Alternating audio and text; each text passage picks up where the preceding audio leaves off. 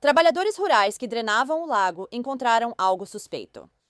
Quando a água começou a escoar, um objeto flutuou até a superfície. Eles identificaram como um recipiente preto.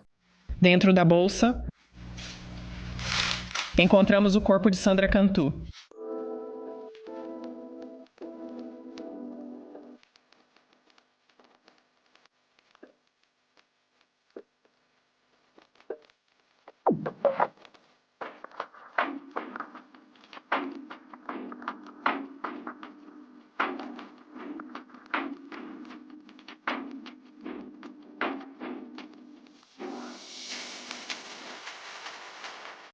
Bem-vinda ou bem-vindo de volta, e obrigada por estar aqui. Eu sou Cassie, e este é A Wicked World. A história que eu tenho para vocês hoje é sobre uma garotinha que foi morta por uma suspeita muito improvável. Mesmo com provas físicas contra essa pessoa, muitos ainda duvidaram de sua culpa. Essa é a história de Sandra Cantu.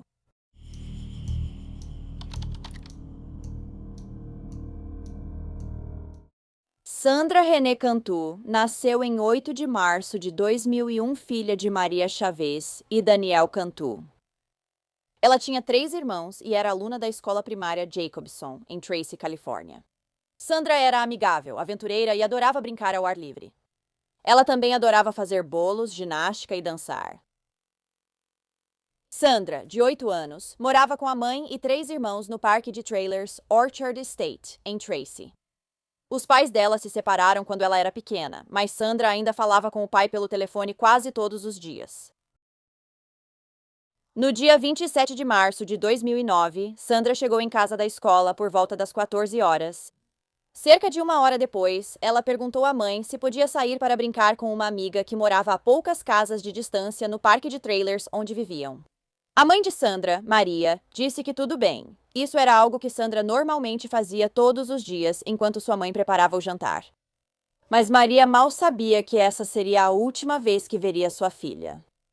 Na hora do jantar, o irmão mais velho de Sandra chamou ela e a irmã para comer. A irmã dela entrou correndo, mas Sandra não. O irmão saiu para procurá-la, mas não a encontrou em nenhum lugar. A mãe de Sandra então também saiu para procurá-la e perguntou aos vizinhos se tinham visto ela, mas ninguém a tinha visto há horas. Às 20 horas, Maria procurou a polícia e relatou o sumiço de Sandra. Tracy, por favor, faça uma feira no seu bairro. Bem, eu tenho uma filha desaparecida. Ok, quantos anos ela tem? Ela tem 8. Ela me disse que tinha ido brincar na casa de uma menina e não voltou para casa. A busca começou de imediato e as autoridades usaram cães para ajudar a encontrá-la. Eles levaram os policiais até a estrada principal, mas dali em diante o rastro se perdeu. A polícia começou a parar e interrogar todos que entravam e saíam do parque de trailers, para ver se sabiam algo sobre Sandra. Panfletos com o rosto de uma menina foram distribuídos por toda a região da Baía de São Francisco. Diziam que ela foi vista pela última vez com uma camiseta Hello Kitty e legging preta. Mais de 300 voluntários e dezenas de agentes da lei vasculharam a área o dia todo. Eles foram de porta em porta, usaram mergulhadores, cães, helicópteros e veículos off-road. Nenhum alerta Amber foi emitido para Sandra, pois as autoridades não viam evidências suficientes de sequestro ou ferimento. Imagens de câmeras de segurança mostraram Sandra saindo de casa por volta das 15h naquele dia e atravessando a Rua Feliz. Pouco tempo depois, ela começa a voltar novamente, parecendo que está indo para casa. Mas então, de repente, ela se vira e começa a ir em outra direção, em direção a uma das saídas do parque. Ela não foi vista novamente. Sandra sabia que não devia sair sozinha do parque de trailers. Então, os detetives acham que ela viu alguém conhecido e foi até essa pessoa. Não demorou muito para que muitas pessoas começassem a suspeitar do pai de Sandra, Daniel. Ele e Maria, mãe de Sandra, enfrentavam recentemente uma disputa financeira relacionada à guarda dos filhos. Maria não acreditava que ele tivesse ligação com o desaparecimento de Sandra e afirmou não crer em seu envolvimento. Ela estava certa, pois o pai logo foi isentado de suspeita. Na noite de segunda-feira, 6 de abril, houve uma vigília por Sandra. Durante esse tempo, uma vizinha chamada Melissa Huckabee de repente correu até os policiais que estavam presentes. Ela estava visivelmente angustiada e chorando, e entregou a eles um bilhete que afirmou ter encontrado no chão. Estava escrito: Sandra Cantu, trancada e mala roubada. Jogada na água na Bochette Road e Whitehall Road. Testemunha. Melissa disse que achou o bilhete perto das caixas de correio, mas ele não estava lá quando a polícia buscava Sandra dias antes. Parecia também ter sido escrito de propósito com erros para enganar as autoridades. Os detetives queriam falar com Melissa, pois foi ela quem encontrou o bilhete. Ela morava a poucas casas de distância de Sandra, com seus avós e sua filha de 5 anos. Melissa era professora da escola dominical na igreja onde seu avô era pastor. Sandra e sua irmã costumavam ir até o trailer de Melissa para brincar com sua filha de 5 anos, e as famílias se tornaram grandes amigas. Quando Melissa conversou com os detetives, ela disse a eles que havia alguns homens que moravam no parque de trailers que eles deveriam investigar. O primeiro era um homem que tinha beijado Sandra na boca na piscina local quando ela tinha apenas 6 anos. Outro homem tinha um histórico de drogar crianças. Depois havia um pai e um filho que eram conhecidos por terem fotos de crianças, incluindo Sandra, sentadas no colo deles. Ao falar com o homem que beijou Sandra aos 6 anos, ele admitiu gostar de meninas novas, mas negou o envolvimento no desaparecimento de Sandra. Depois ele passou no teste do polígrafo. Os outros homens que Melissa mencionou também acabaram sendo inocentados de qualquer suspeita. Agora, no caso da Melissa, ela sofria de transtorno bipolar, TEPT, ansiedade e depressão. Ela se divorciou recentemente e tinha histórico de acusações de furto, às quais não contestou. Ela já foi considerada pessoa de interesse em alguns incêndios criminosos, mas nada ocorreu além disso. Segundo outros vizinhos, Melissa Huckabee, de 28 anos, costumava inventar histórias para despertar pena. Ela simplesmente adorava ser o centro das atenções. Então, nesse momento, as autoridades acreditavam que ela estava se metendo na investigação exatamente por esse motivo. Quando os detetives tentaram falar novamente com Melissa, souberam que ela havia sido internada após engolir lâminas de barbear. De acordo com ela, foi apenas um acidente, e ela fez isso enquanto estava sonâmbula. Sei. Ela também disse aos policiais que, embora agora estivesse bem, não queria ser entrevistada. Por volta das 10 horas do dia 7 de abril, trabalhadores rurais acharam uma mala em um lago de drenagem de uma fazenda de laticínios. Ficava só a 3 quilômetros da casa de Sandra no parque de trailers Orchard Estate. Trabalhadores contaram à polícia que a mala não estava lá ao esvaziarem o lago 2 semanas antes. Os detetives disseram que já tinham vasculhado a mesma área 2 vezes antes, mas a mala devia estar submersa na época. Um cadeado trancava a bagagem e, ao abri-lo, encontraram o corpo da pequena Sandra Cantu, de 8 anos, dentro. Ela tinha cortes por todo o corpo, e um pedaço rasgado de tecido encharcado de sangue foi amarrado em forma de laço e depois atado ao redor do pescoço dela. A morte de Sandra devastou várias pessoas na comunidade. Eles têm que pagar por isso. Eles têm que pagar por isso. Da pior forma, você conhecia a Sandra ou A família? Nome? Não, mas meio que parece que sim, porque, sabe, é como se você sentisse a dor de todo mundo. Nossos sinceros sentimentos à família da Sandra. Seus amigos e seus colegas de classe. A partir deste momento, os investigadores vão analisar todas as evidências que foram coletadas hoje e também as evidências e informações que já havíamos coletado nos dias anteriores em relação a esta investigação. Vamos identificar a pessoa ou as pessoas responsáveis por esse ato repreensível e vamos levá-las à justiça. Eu a chamo de Anjo de Tracy. Na escola primária Jacobson, salas de aula, parquinhos e os corações de professores e crianças ficaram marcados por um enorme vazio. É muito difícil porque, mesmo ela não sendo da família, é como se fosse o bebê de todos nós. Agora sabem que Sandra Cantu não voltará para ocupar a carteira que deixou vazia ao desaparecer em 27 de março. Os pais e professores têm muito o que explicar. Ela perguntou, então, mamãe, nunca mais vou brincar com ela? Respondi, sinto muito, querida, mas sim. A autópsia da menina revelou que ela tinha lacerações no lábio inferior e uma escoriação no cotovelo esquerdo, além de lesões na região genital, compatíveis com o diâmetro do cabo de um rolo de massa. Ela foi estrangulada com o pano encontrado em seu pescoço e morreu por asfixia homicida. Benzodiazepínicos, geralmente usados para tratar a ansiedade, também estavam no organismo dela. Então, Melissa Huckabee não havia sido considerada suspeita no desaparecimento de Sandra até agora.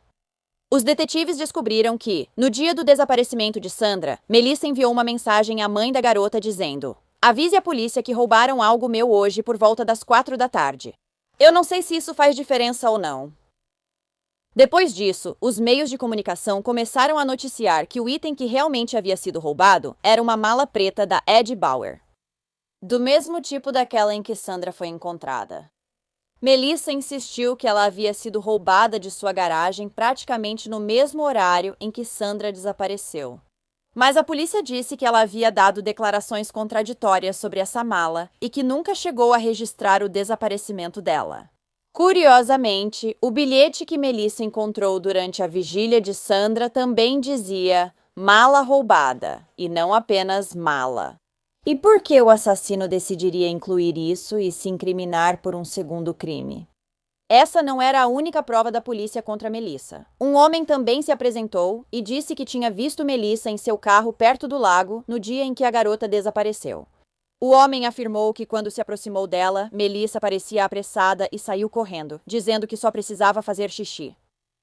A última gravação de Sandra mostraria ela caminhando na direção da casa de Melissa.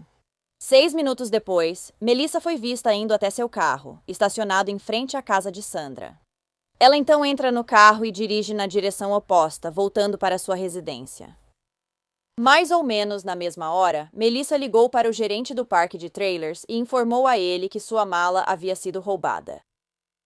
85 minutos depois, uma câmera registrou Melissa saindo de carro da igreja onde trabalhava e voltando cerca de 30 minutos depois. Foi nesse período de 30 minutos que ela foi vista perto do lago de irrigação. Quando a igreja foi posteriormente revistada, os detetives apreenderam um rolo de massa que tinha uma mancha de sangue e um cabo torto. Após os testes, concluiu-se que o DNA de Sandra estava no rolo de massa. As autoridades também descobriram que uma das persianas da igreja estava sem o cordão de puxar, que era compatível com o cordão usado para amarrar a mala onde Sandra foi encontrada. Os benzodiazepínicos detectados no organismo de Sandra eram exatamente os mesmos que as autoridades encontraram na casa e na bolsa de Melissa. Ela ainda negava envolvimento no assassinato da garotinha. Melissa insistiu que, no momento em que Sandra desapareceu, ela estava na igreja decorando sua sala de aula. No entanto, na noite de 9 de abril, Melissa Huckabee, que havia recebido alta do hospital apenas 2 dias antes, foi presa sob suspeita de sequestro e assassinato. Ela também foi acusada de estupro. Sim. Vire aqui fora. Mãos atrás das costas. Ai, meu Deus. Você está preso pelo homicídio de Sandra Cantu. Vamos. Acho que vamos ver. Talvez isso seja verdade agora. Acreditava-se que Melissa havia drogado Sandra com benzodiazepínicos e a espancado com um rolo de massa antes de agredi-la sexualmente com ele. Ela então sufocou e estrangulou a garotinha até a morte antes de se livrar do corpo dela na mala. Enquanto estava no hospital, Melissa foi ouvida dizendo a médicos e a enfermeiros coisas como: "Por que alguém iria querer levá-la? Por que as pessoas machucam outras pessoas? Porque elas são doentes da cabeça. Nojento." Essa também não foi a primeira vez que Melissa drogou uma criança. Meses antes, em janeiro daquele ano, uma menininha de 7 anos havia desaparecido no mesmo parque de trailers. Melissa diria à polícia que tinha permissão dos pais da menina para levá-la ao parquinho, mas isso era algo que a família contestaria. Quando a menininha foi devolvida à mãe e ao pai cerca de 5 horas depois, eles perceberam que ela parecia estar dopada. A fala dela estava arrastada e ela mal conseguia andar ou ficar em pé. Quando a criança foi levada ao hospital, descobriram que ela estava sob o efeito de um forte relaxante muscular. No entanto, a polícia não conseguiu provar que foi Melissa quem drogou a criança, então ninguém foi preso na época. Eu acredito que se a polícia de Tracy tivesse investigado Melissa muito mais do que investigou, talvez Sandra ainda estaria aqui. O nome dela é Laura, e ela é a mãe que está apontando o dedo para Melissa Huckabee, sua vizinha que agora está sendo acusada de assassinar a pequena Sandra Cantu. Eu fiquei chocada como todo mundo, mas continuei dizendo para eles investigarem Melissa Huckabee um pouco mais. Laura afirma que, em janeiro passado, Huckabee levou sua filha a um parque local sem permissão e, ao voltar, ela mal conseguia andar. Ela te contou se Melissa deu algum comprimido para ela? Não, ela não sabia. Você perguntou para ela? Perguntei para ela, mas ela disse que só recebeu uma água do Wendy's da Melissa. Laura questiona por que as autoridades não levaram suas denúncias contra Huckabee mais a sério. Estou decepcionada com eles por não terem investigado a Melissa muito mais do que fizeram. Não havia indícios suficientes para prender ninguém. Quando Huckabee foi preso pelo assassinato de Sandra Cantu, Laura não ficou surpresa. Você acha que ela fez isso? Eu acho que ela fez. Meu instinto me diz que ela fez isso. Ela acredita que a filha teve sorte de sobreviver. Sou grata por ela estar bem e meus sentimentos vão para a família de Sandra. Dentro do trailer onde Melissa morava com os avós e sua filha de 5 anos, os detetives encontraram um caderno e papéis que combinavam com o bilhete que Melissa supostamente havia encontrado no chão durante a vigília de Sandra. A caligrafia dentro dele também combinava inegavelmente com a dela. Um post-it com algumas palavras riscadas foi encontrado antes no porta-luvas do carro de Melissa. Os peritos que examinaram o bilhete descobriram que, por baixo do que estava riscado, estava escrito Bachette Road, Whitehall Road, Água, onde o corpo de Sandra seria encontrado depois. Quando os investigadores confrontaram Melissa com todas as provas que tinham contra ela, ela desabou completamente e começou a chorar. Ela disse a eles: "Foi um acidente. Eu não consigo viver comigo mesma. Eu mereço simplesmente morrer. Eu não queria que isso acontecesse. Ela simplesmente morreu." Eu te disse que foi um acidente, eu sei, mas é assim que você aprende. Melissa continuou contando sua versão sobre o ocorrido com Sandra naquele dia, dizendo que a menina de 8 anos a viu quando Melissa estava saindo do parque de trailers. E ela foi até o veículo dela para dizer oi e então entrou. Depois disso, sem que Melissa visse ou soubesse, supostamente, Sandra entrou em uma mala que estava no banco de trás. Então ela fechou a mala com ela dentro e sufocou, o que lembra muito a história de Sarah Boone. Besteira. Melissa afirmou que só quando chegou à igreja e pegou a mala foi que percebeu que Sandra ainda estava dentro dela. Ela disse que, ao fazer essa descoberta, tentou reanimar a menina de 8 anos com RCP e colocou uma toalha molhada em sua testa. Quando isso falhou, ela entrou em pânico e decidiu se livrar do corpo dela. Eu fui para a igreja. Eu estava com medo.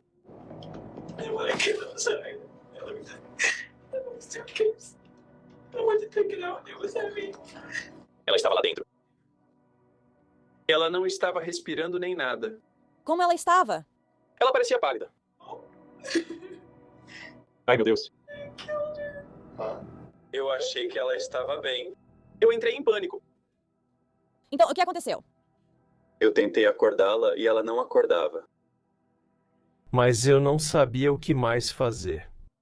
Depois, Melissa mudaria a versão e afirmaria que Sandra entrou na mala brincando de esconde-esconde com sua filha de 5 anos. Ela afirmou que foi ela mesma quem fechou Sandra na mala, mas acabou se esquecendo dela até que fosse tarde demais.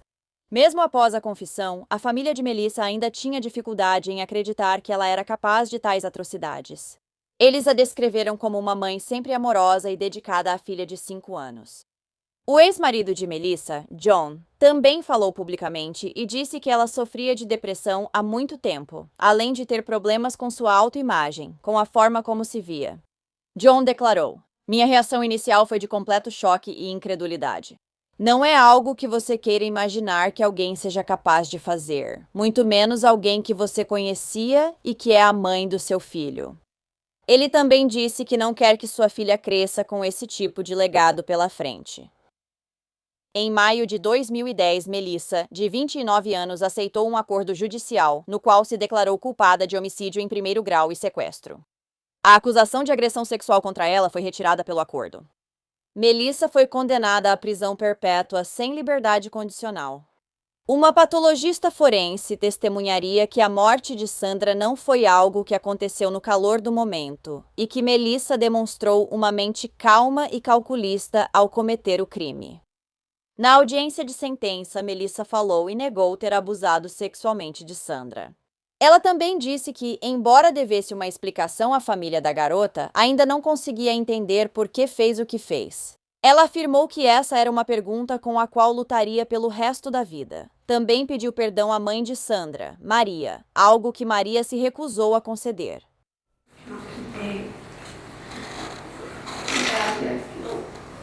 Pela dor que causei a você. Só posso dizer que sinto muito, mas não é suficiente. Desde que Sandra morreu, tive que lidar com as consequências do que fiz. Pelo resto da minha vida vou ter que conviver com isso. Por favor. Não sou responsável pela morte dela. Não é um encontro. Eu vou ter que arcar com as consequências do que fiz. Eu amava Sandra. Ela era doce, uma garota doce. Você não merecia ter uma vida tão curta. Eu sou irresponsável.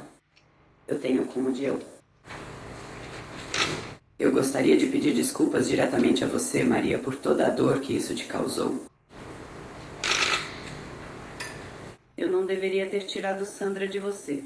Quero que você saiba que ela não sofreu. Também gostaria de pedir desculpas aos demais familiares da Sandra. Sei que isso lhes causou muita dor, mas sinto muito de verdade. Também gostaria de pedir desculpas à minha própria família pelo que os fiz passar. Sou grata. Por eles continuarem ao meu lado. Agradeço pelo seu amor e apoio incondicionais. Sei como isso tem sido difícil para você também. Mas você segue ao meu lado e não consigo expressar o quanto isso significa para mim. Além disso, quero pedir desculpas à minha própria filha. Espero que um dia você possa me perdoar. Eu te amo, Rachel. Espero te ver de novo em breve. Eu não peço desculpas pela Tracy. Policiais que passaram muito tempo procurando Sandra. Eu sei que isso tocou cada um de vocês. Eu sinto muito de verdade. Eu sei, no fundo do meu coração, que Deus me perdoou. Eu sei que minha amiga me perdoou. Eu estou te pedindo perdão, Maria. Não consigo imaginar perdoar quem faria mal à minha querida velhinha. Mas eu espero que um dia você possa me perdoar. Maria, queria poder te explicar o que aconteceu. Eu te devo uma explicação. Ainda não entendo por que isso aconteceu assim. Todos os dias eu tento descobrir minha motivação, mas ainda não tenho uma resposta.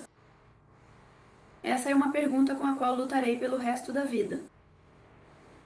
Queria poder fazer mais por você. Queria trazer Sandra de volta, mas não posso. Eu queria poder sair para beber com ela, mas também não posso fazer isso. Eu sei que a morte da Sandra vai continuar trazendo dor. E eu espero que esse pedido de desculpas ajude você de alguma forma ao aceitar a responsabilidade pelo que eu fiz. Espero poder te dar um pouco de paz. Obrigada. A família da Sandra fez questão de que Melissa soubesse exatamente o que ela tirou deles. O pai da Sandra, Daniel, falou, e aqui está o que ele disse. Nós devemos perdoar nossos inimigos. Mas eu nem sei como considerá-la, para ser sincero com você.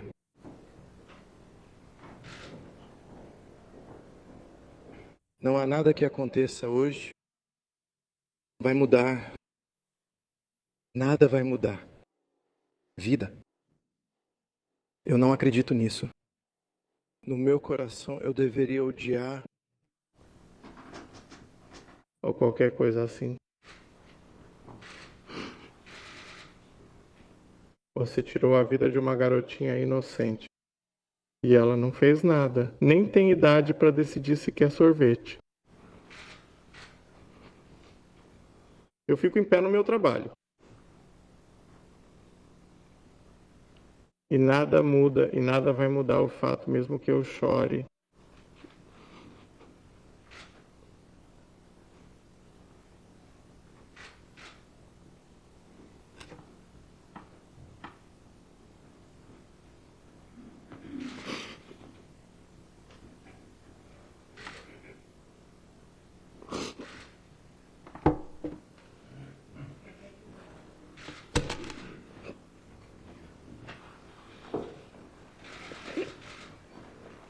Que diabos?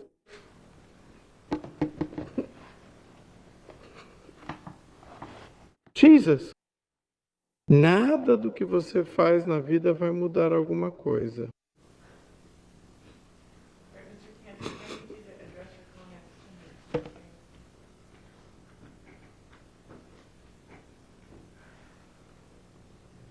Ela mudou a vida de muita gente. Muita gente? Mas para as famílias, ainda temos uma pessoa viva? Expressar isso. Cada um tem sua própria personalidade. Cada pessoa é um indivíduo único. Tudo o que posso dizer agora é: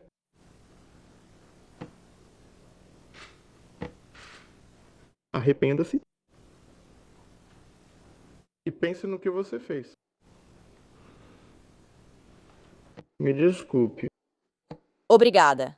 A tia da Sandra, Andy Chaves, também falou, e ela disse: o vídeo dela pulando pela rua vai ficar para sempre gravado em nossas mentes.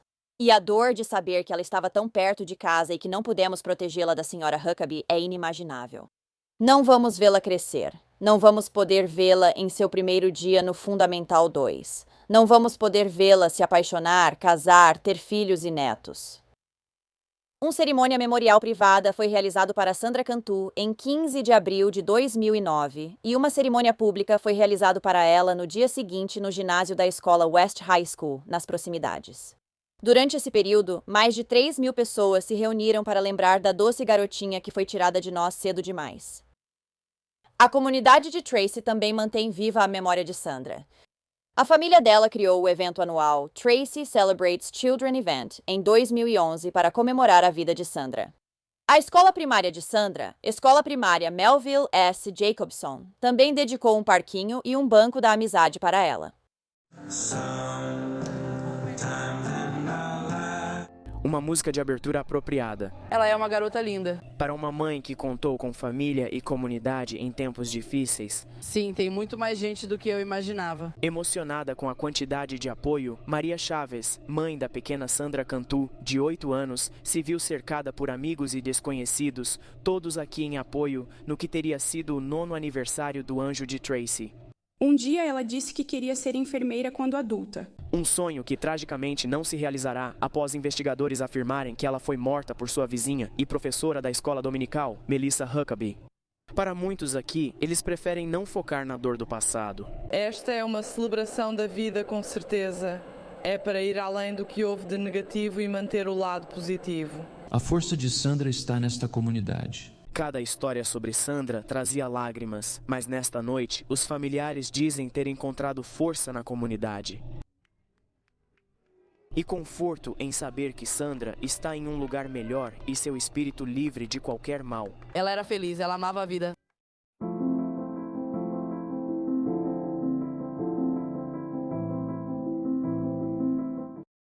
Obrigada por ouvirem a história da Sandra hoje. Eu não entendo qual foi o motivo da Melissa para matar essa menininha inocente de 8 anos. E, pelo que ela diz, provavelmente nunca saberemos o verdadeiro motivo. No entanto, eu acho que o mais provável é que Melissa seja uma predadora sexual perigosa e pervertida, algo que não vemos com frequência em mulheres. O que você acha? Então, se você gosta de crimes reais e quer ouvir sobre isso comigo, não se esqueça de clicar no botão de inscrever-se aqui embaixo. Ative as notificações para saber quando eu postar vídeos novos, pelo menos 2 vezes por semana. Obrigada por acompanhar a Wicked World hoje. Até a próxima, se cuidem. Tchau. Obrigada a todos os apoiadores de A Wicked World. Agora, tem ainda mais conteúdo de A Wicked World no Patreon. Então, confira em patreon.com/awickedworld ou use o aplicativo do Patreon. Você terá acesso a vídeos exclusivos todo mês e muito mais. Qualquer apoio realmente ajuda a garantir que as vítimas nunca sejam esquecidas e a destacar as falhas da sociedade associadas a cada caso. Você tem alguma sugestão de história que gostaria que eu abordasse? Se tiver, me envie um e-mail para awickedworldtruecrime@gmail.com.